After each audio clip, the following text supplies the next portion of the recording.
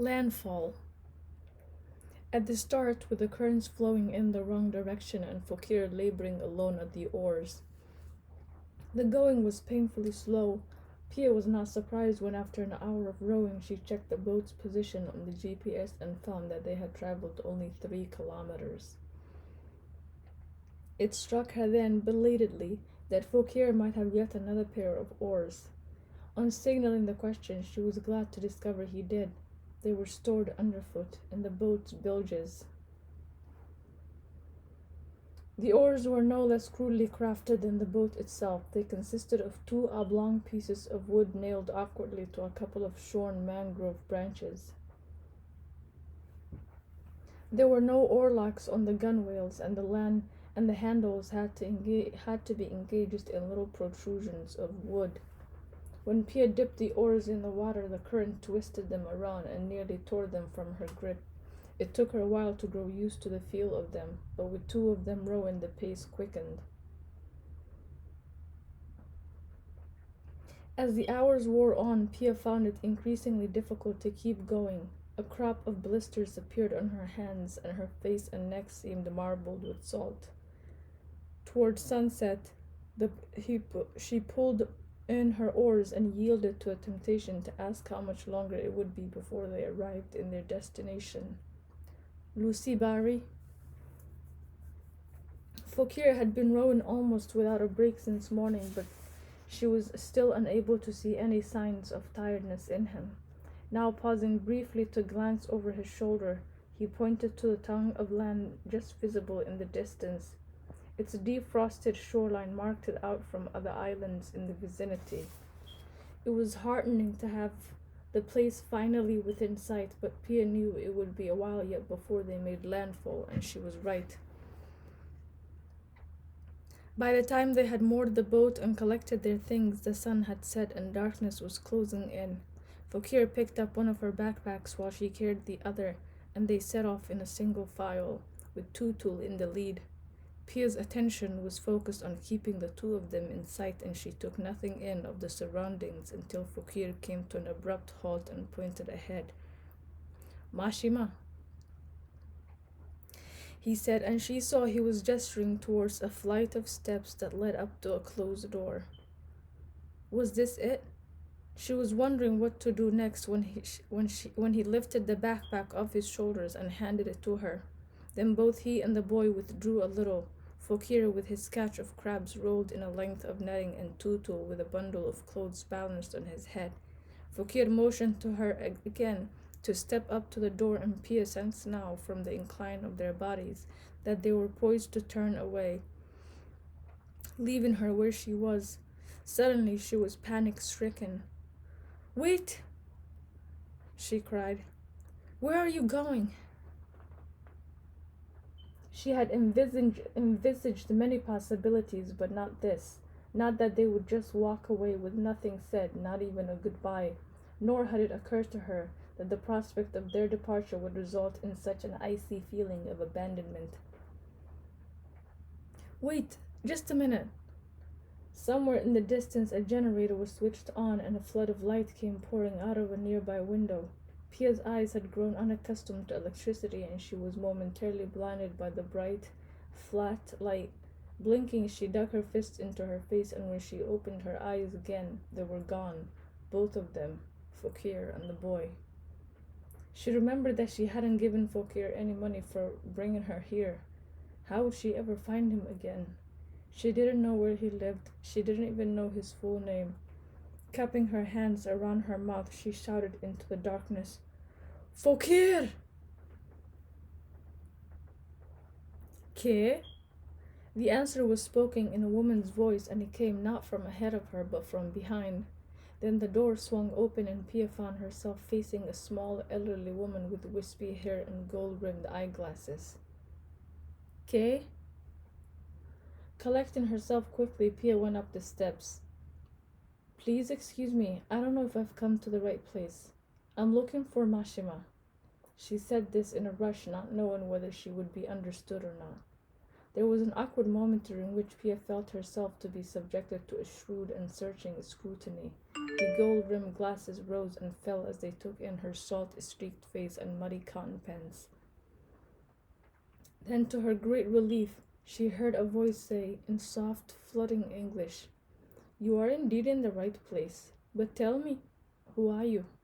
Do I know you?" "No," said Pia. You don't know me. My name is Pia Leroy.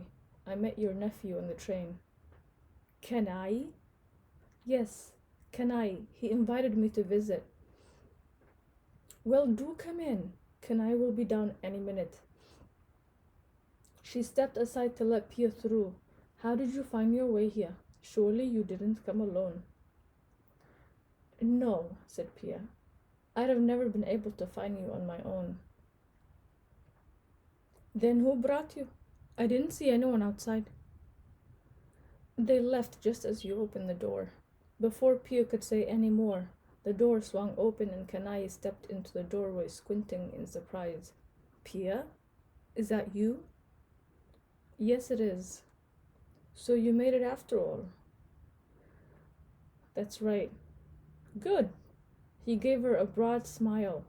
He hadn't expected to see her quite so soon and was flattered as well as pleased. It seemed like a good augury. "Well, you've had an eventful trip." He looked her up and down, taking in her mud-splattered clothes. "How did you get here?" "In a rowboat." "A rowboat?" "Yes," said Pia. "You see, I had an accident soon after I met you."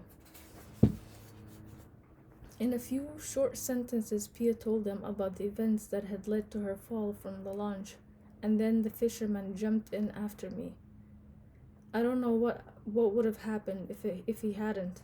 I'd swallowed a lot of water, but he managed to get me back into the boat. But after that, I decided it wasn't safe to get back in the launch with that guard, so I took a chance and asked the fisherman if he knew Mashima. It turned out he did, so I said I'd pay him if he brought me to Lucibari. We would have been here sooner, but we had some unexpected encounters. "With what?" "First we met up with some dolphins," said Pia. "Then this morning we had a brush with a crocodile." "Upon my word," said Nilima. "No injuries, I hope?" "No," said Pia. "But there could have been. He fought it off with an oar. It was incredible." "My goodness," said Nilima. "And who was this man? Did he tell you his name?" "Sure," said Pia. "His name's Fokir." "Fokir?" cried Nilima. "Do you mean Fokir Mondol by any chance?" "He didn't tell me his surname." "Was there a little boy with him?" said Nilima. "Yes, there was," said Pia. "Tutul." "That's him." Nilima directed a glance in Kanai's direction. "So that's where he was. Were people looking for them?" "Yes," said Kanai. "Fokir's wife Moina works at the hospital here and she's been half out of her mind with worry." "Oh," said Pia. "It's probably my fault. I kept them out there longer than they'd have stayed." "Well," said Nilima, pursing her lips, "as long as they're back now, no harm done." "I hope not," said Pia. "I'd hate to think I'd have gotten him into some kind of trouble. He saved my life, you know. And it wasn't just that, he also led me straight to a pod of dolphins." "Is that so?" said Kanai. "But how did he even know you were looking for dolphins?" "I showed him a picture, a flashcard," Pia said, "and that was all it took. He led me straight to the dolphins. In a way, that fall was the luckiest thing that could have happened to me. I'd have never found the dolphins on my own. I really need to see him again. I've got to pay him for one thing." "Don't worry about that," said Nilima. "They live nearby, in the trust quarters. Kanai will take you there tomorrow morning." Pia turned to him. "It'd be great if you could." "Yes," said Kanai. "Of course I will, but that can wait. For the time being, we've got to get you settled so you can change and rest up." Pia had given no thought to what would happen next, and now, with the euphoria of her arrival beginning to fade, she was suddenly aware of a weighty backlog of fatigue. "Settled?" she said, looking around. Where? Here, said Kanai, or rather upstairs. She was discomfited to think he had assumed she would stay with him. Are there any hotels around here? I'm afraid not, said Nilma, but there's a guest house upstairs with 3 empty rooms. You're very welcome to stay there. There's no one in but Kanai, and if he bothers you, just come down and let me know. Pia smiled.